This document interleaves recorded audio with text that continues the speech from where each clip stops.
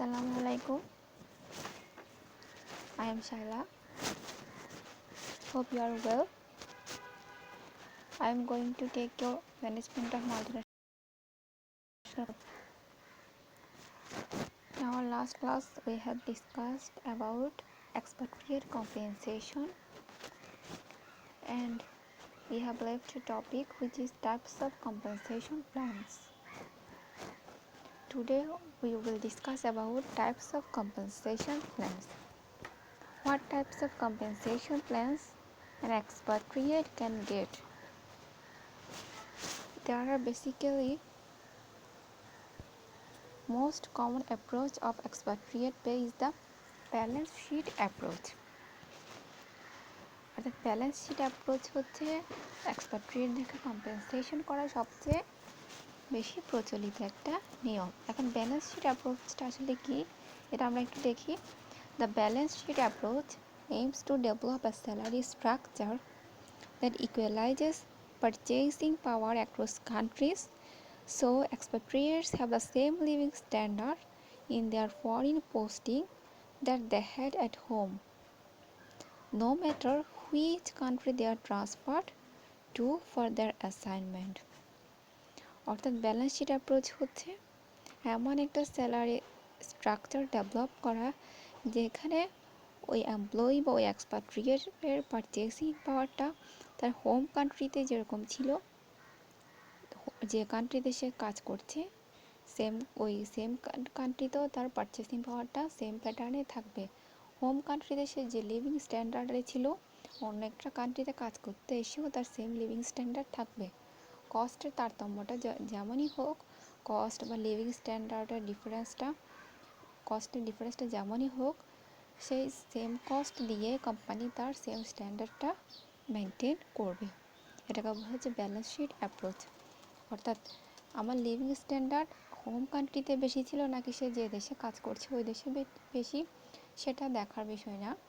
এখানে কোম্পানি বা মাল্টিন্যাশনাল কর্পোরেশনের দেখার বিষয় হচ্ছে সে হোম কান্ট্রিতে কাজ করতে যেরকম লিভিং স্ট্যান্ডার্ডে ইউজুয়াল ছিল, তার লিভিং স্ট্যান্ডার্ড তার পারচেসিং পাওয়ার যেরকম ছিল, সে এখন অন্য একটা কান্ট্রিতে যখন যাচ্ছে, অন্য একটা কান্ট্রিতে যখন তাকে নেওয়া হচ্ছে এমপ্লয়ি হিসেবে, ওই কান্ট্রিতেও কস্ট যতই হোক না কেন সে সেম লিভিং স্ট্যান্ডার্ডই যাতে থাকতে পারে। যেমন আমাদের বাংলাদেশে যদি একজন মানুষ বসবাস করে, এখন একজন এমপ্লয়ি বাংলাদেশে যখন কাজ করবে তখন বাংলাদেশে কিন্তু লিভিং কস্ট খুব একটা বেশি না। এদেশে একজন মানুষের পারচেসিং পাওয়ার লিভিং কস্ট খুব একটা বেশি না, তো এখানে সে কম কস্টে অনেক ভালো লিভিং স্ট্যান্ডার্ডে থাকতে পারে। কিন্তু যখন একটা ওয়েস্টার্ন কান্ট্রিতে ওই এমপ্লয়িকে নেওয়া হচ্ছে তখন দেখা যাচ্ছে তার একটা ভালো লিভিং স্ট্যান্ডার্ডে থাকতে গেলে তাকে অনেক বেশি কস্ট করতে হয়।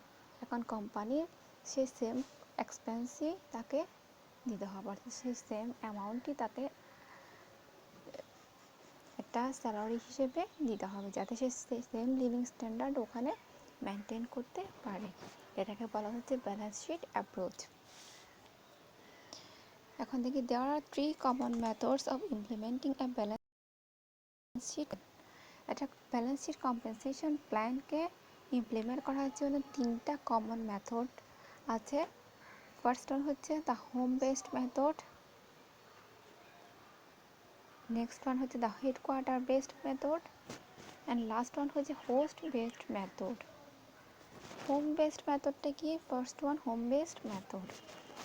Home based method bases the expatriate's compensation on the salary of a comparable job in his or her home country অথবা হোম সিটি। এগুলো মানে আমি আপনাদেরকে গত ক্লাসে একটু বেসিক ধারণা দিয়েছিলাম। হোম বেসড মেথডটা হচ্ছে একজন এমপ্লয়ি বা একজন এক্সপাট্রিয়েটের কম্পেনসেশনটা এমনভাবে করা হবে, অর্থাৎ স্যালারিটা এমনভাবে করা হবে তার হোম কান্ট্রিতে ওই জবটার স্যালারি কেমন ছিল ওটার সাথে কম্পেয়ার করে এই স্যালারি স্ট্রাকচারটা করা হবে। এটাকে বলা হচ্ছে home based method. Home country অনুযায়ী তার স্যালারি স্ট্রাকচারটা কি, কতটা হ্যান্ডসাম ছিল, সেই হিসেবে ওটার সাথে কম্পেয়ার করেই এক্সপাট্রিয়েট কান্ট্রিতেও তার স্যালারিটা স্ট্রাকচার করা হবে। এটাকে বলা হচ্ছে হোম বেসড মেথড। এরপর নেক্সট যে মেথডটা আছে সেকেন্ড ওয়ান হচ্ছে the headquarters based method. Headquarters based মেথডটা কি? Headquarters based method sets the expatriate salary in terms of the salary of a comparable job in the city where the MNE has its headquarters. অর্থাৎ আমরা home based মেথডে দেখেছিলাম যে একজন employee তার home কান্ট্রিতে কীরকম স্যালারি পেত বা কীরকম স্যালারি পেতে পারে তার সাথে কম্পেয়ার করে হোস্ট কান্ট্রিতে তাকে স্যালারিটা দেওয়া হবে। এটা হচ্ছে হোম বেসড মেথড। আর হেডকোয়ার্টার বেসড মেথড হচ্ছে সে যেই দেশে কাজ করছে, যে দেশে ওই কোম্পানিটার হেডকোয়ার্টার, ওই হেডকোয়ার্টারের সাথে বা ওই দেশের এমপ্লয়িদের সাথে কম্পেয়ার করে তার স্যালারি স্ট্রাকচারটা করা হবে। এটা হচ্ছে হেডকোয়ার্টার বেসড মেথড। এখানে কিছু এক্সাম্পল দেওয়া হচ্ছে যে বিভিন্ন কোম্পানি কোন কোন মাল্টিন্যাশনাল কোম্পানি কীরকম স্যালারি স্ট্রাকচারটা এমপ্লয়িদেরকে দিয়ে থাকে, এটা আপনারা একটু ডিটেলস পড়লে আরও ভালো করে বুঝতে পারবেন। নেক্সট যেটা আছে দ্য হোস্ট বেসড মেথড। এটা একদম লাস্ট যে অ্যাপ্রোচটা ব্যালেন্স শিট অ্যাপ্রোচের। হোস্ট বেসড মেথডটা কি? Host based method sometimes called destination pricing and localization based an expatriate's compensation on the prevailing pay scales in the local of the foreign assignments.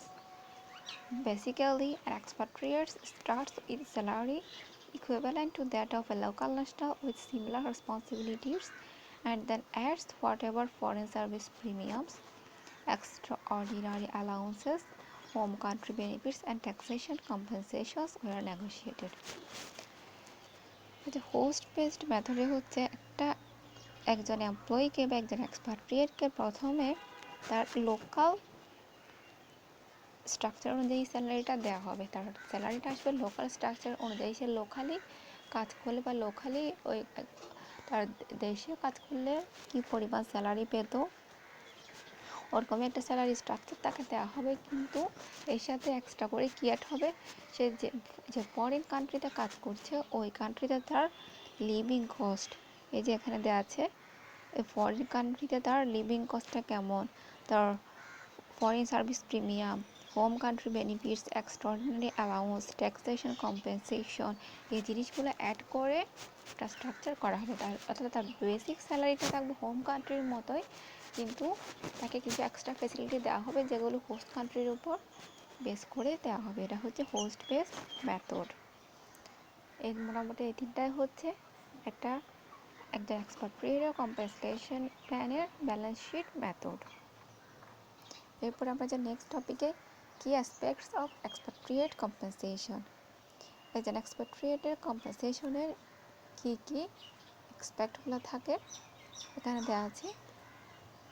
একটা table দেওয়া আছে আপনাদের বইয়ে, এই যে 20.4 একটা টেবল দেওয়া আছে sending an expatriate abroad typical expenses. একজন এক্সপাট্রিয়েটকে যখন বাইরে সেন্ড করা হয় তখন কী কী কস্ট থাকতে পারে বা কী কী এক্সপেন্স থাকতে পারে তা একটা টেবল এখানে সুন্দর করে সাজিয়ে দেওয়া হয়েছে। এখন কী কী কস্ট থাকতে পারে এগুলোর মধ্যে কী কী আছে, তার বেস স্যালারি আছে, foreign service premium, allowance of various types, fringe benefits, tax differentials and benefits. এগুলোই হচ্ছে এক্সপাট্রিয়েটের কম্পেনসেশনের মেইন জিনিসগুলো। এখন বেস স্যালারিটাকে আমরা সবাই জানি। An expatriate's base salary normally falls in the same range as the base salary for the comparable job in the home country. It is paid in either the home country currency or in the local currency. অর্থাৎ এক্সপাট্রিয়েটের base salary আমরা সবাই জানি যে home কান্ট্রিতে তার জবটার basic স্যালারিটা কেমন, এই স্ট্রাকচারটা হচ্ছে তার বেস স্যালারি। আর সেটা হতে পারে তার হোম কান্ট্রি কারেন্সিতেও দিতে পারে অথবা সে যে কান্ট্রিতে কাজ করছে সেই কান্ট্রি কারেন্সিতেও দিতে পারে। Foreign service premium. Foreign service প্রিমিয়ামটা কি? The foreign service premium is the extra pay the company gives to the expatriate for working outside his or her country of origin. অর্থাৎ একজন এমপ্লয়ি যখন তার কান্ট্রির বাইরে গিয়ে অন্য একটা কান্ট্রিতে কাজ করবে তখন তাকে একটা ফরেন সার্ভিস প্রিমিয়াম দেওয়া হয়। This premium effectively rewards expatriate for undertaking the problems and complications created by moving to an unfamiliar country, living far from family and friends, dealing with the day-to-day challenges of a new culture, new language, and new workplace practices. Now, the reality that they will ultimately have to disturb this life upon return to the home country. অর্থাৎ একজন এক্সপাট্রিয়েট বা একজন employee যখন তার দেশ থেকে অন্য একটা দেশে যায় তখন তাকে সম্পূর্ণ একটা নতুন কালচারে নতুন এনভায়রনমেন্টে অ্যাডজাস্ট করতে হয়। এটা তার জন্য একটা চ্যালেঞ্জ। নতুন ল্যাঙ্গুয়েজ, নতুন ওয়ার্ক প্লেস, নতুন কালচার, নতুন এনভায়রনমেন্টের সাথে অ্যাডজাস্ট হওয়া, নিজের ফ্যামিলি এবং ফ্রেন্ডকে ছেড়ে এসে এতে তার অনেক চ্যালেঞ্জ বা অনেক প্রবলেম ফেস করতে হয়, যার কারণে মাল্টিন্যাশনাল কোম্পানিগুলো একটা প্রিমিয়াম দিয়ে থাকে। তার এই চ্যালেঞ্জটা বা তার এই প্রবলেমটা ওভারকাম করার জন্য একটা প্রিমিয়াম দিয়ে থাকে, যেটা তাকে এনকারেজ করে এইসব চ্যালেঞ্জ অ্যাকসেপ্ট করতে। এরপর নেক্সট হচ্ছে অ্যালাউন্সটা কি? Expatriates receive a cost of living allowance, sometimes called a goods and service differential, to nullify the risk that they will suffer a decline in their standard of living due to exorbitant expense of a particular city, for example London or Tokyo, or nation, for example Switzerland. অর্থাৎ living is more expensive abroad, বাইরে কিন্তু লিভিংটা অনেক বেশি expensive. Because habits change slowly, people are unsure of how and where to buy. এখন বাইরে যে লিভিংটা খুব এক্সপেন্সিভ, তার জন্য ওই এমপ্লয়িকে একটা অ্যালাউন্স দেওয়া হয় যেটাকে বলা হচ্ছে লিভিং অ্যালাউন্স, যাতে তার বাইরে যদি তার স্ট্যান্ডার্ড অফ লিভিংটা যাতে ডিক্লাইন না হয় সেটা কোম্পানিটা কভার আপ করতে পারে, এই জন্য তাকে একটা অ্যালাউন্স দেওয়া হয়।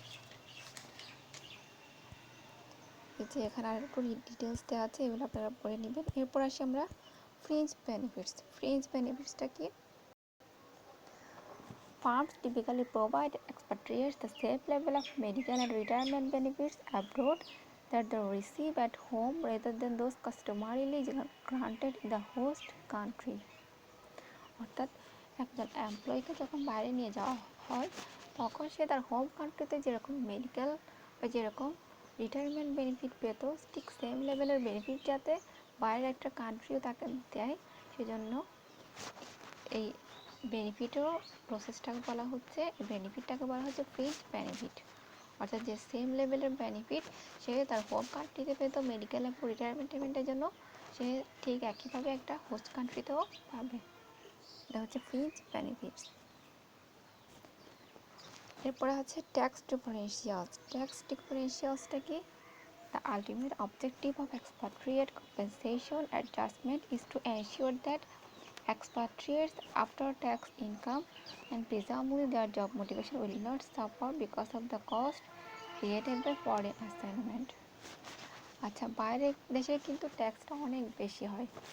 বাইরে যেমন ফ্যাসিলিটি বেশি, তাদের ট্যাক্সটাও অনেক বেশি, কারণ তাদের এই বেশি ট্যাক্সের বিনিময়ে কিন্তু গভর্নমেন্ট তাদেরকে বেশি ফ্যাসিলিটি দিয়ে থাকে।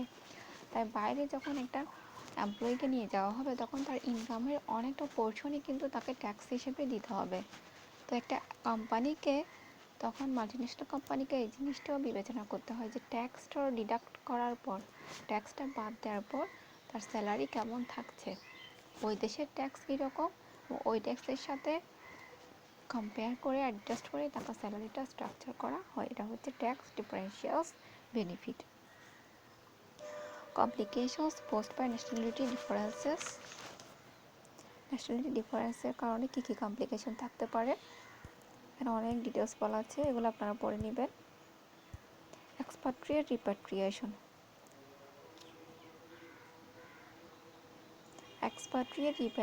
হতে হচ্ছে একজন এক্সপাট্রিয়েটকে যখন তার দেশে ফেরত আসা হয়, যেটাকে আমরা বলি প্রত্যাবর্তন, এটাকে বলা হচ্ছে রিপ্যাট্রিয়েশন।